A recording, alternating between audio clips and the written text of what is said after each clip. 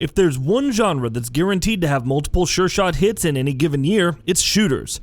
The wide popularity of shooters make them an attractive prospect for developers and publishers, and we're glad for it, because this year we got to play some really great ones. Here, as we bid farewell to 2019, we'll be listing out 10 nominees for our best shooter of the year, before picking out one winner. Note, the nominees and winner were decided by an internal vote held among the entire GamingBolt staff.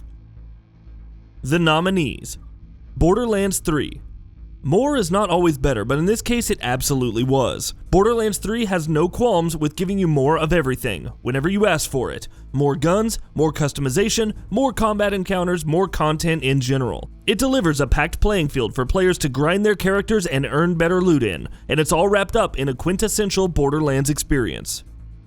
Void Bastards. This is probably the most unique shooter we've played all year. Its blend of roguelike progression and first-person shooting makes for excellent structure that keeps you rapidly engaged, while the combat itself can be so rewarding for players that are more tactical in their approach. If nothing else, Void Bastards is worth playing for the visuals alone. It does start wearing a little thin by the time you've spent some time with the game, but even after you're done with it, you'll be glad you gave it a go. Metro Exodus. The Metro series has always been excellent at telling heavy, intense stories in the backdrop of a harsh world, and Metro Exodus does that perhaps better than both of its predecessors. In spite of being a much larger and much more open-ended experience, it definitely balances that freer structure with its focus on guided storytelling. Every step of Artyom's grueling journey across post-nuclear Russia feels wrought with palpable tension, in what is yet another unforgettable narrative showcase by 4A Games. Gears 5. The core strengths of the Gears of War formula have never really been in doubt. What Gears 5 needed to prove was that the series was capable of growth, and it totally did that. The deeper progression mechanics, the greater focus on exploration within both the smaller and larger environments, Gears 5 introduces a lot of new ideas to the series very effectively. The open world stuff could definitely do with some work in future installments, but by and large it's clear that the Coalition have put the series and themselves in a very secure position with Gears 5. The Division 2. Ubisoft's The Division is one of many games this generation that turned things around from their disappointing launch with excellent post-launch support. After all that rebuilding, Ubisoft Massive needed to make sure that a sequel wouldn't just do away with all that. Thankfully, The Division 2 started out in a great position. It launched with an excellent meaty campaign, plenty of in-game content, and excellent combat thanks to varied and dangerous enemy design, tight shooting, and rewarding progression. Post-launch, things definitely could have gone better than they have, but that doesn't take away from the fact that The Division 2's base game is still ridiculously fun. Blood and Truth.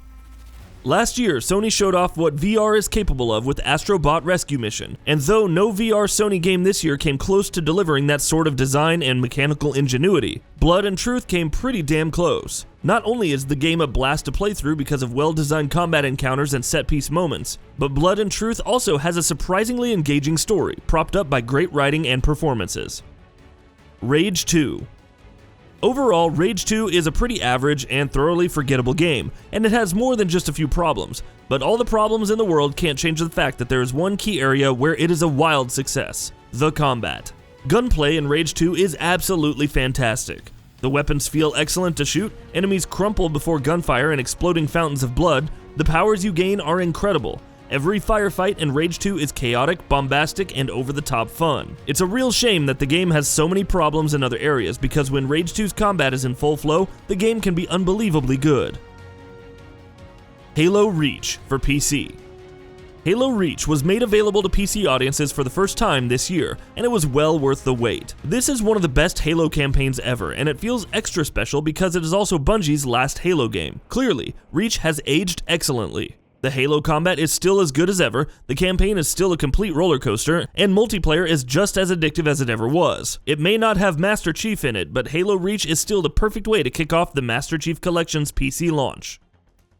Apex Legends. EA and Respawn pulled off something incredibly brave at the beginning of the year when they unveiled their free-to-play Battle Royale title out of nowhere, and then released it immediately afterward. But they did pull it off, simply because Apex Legends is that good. Movement and shooting feels tight and fluid, as you would expect from a Respawn game, while combining hero shooter-like mechanics with the regular Battle Royale framework makes for a unique and engaging experience. The post-launch support for Apex Legends has also been pretty good, and has managed to keep the game extremely interesting, and hence easy to keep coming back to, even so many months since its launch. It might not be Titanfall 3, but it's still pretty damn good. Remnant from the Ashes. Remnant is like the perfect cross between From Software's Souls games and a more typical loot-driven shooter. In its structure and its difficulty, it echoes Souls heavily, but at the same time, hunting for new loot, grinding up and progressing your character, and exploring environments in search of better gear is also a big part of the game. Meanwhile, the level of randomization in play also makes sure that Remnant keeps things fresh across multiple playthroughs, and even within a single playthrough.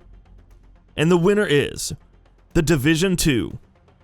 For those who are looking for a looter shooter with plenty of depth to keep them engaged and plenty of content to keep them coming back, The Division 2 is an easy recommendation. In things such as build variety and the steady and rewarding progression, The Division 2 makes sure that you're always developing the character you want to develop and that you're having fun doing it. With its excellent combat design and its in-game content, it makes sure that things are always kept interesting and that firefights never feel dull. Even for players who are just looking for a solid campaign who don't want to play co-op, The Division 2 has a lot on offer, even if its story falls flat. It's a very well-made, meaty game that can easily compel you to sink dozens and dozens and dozens of hours of your life into it.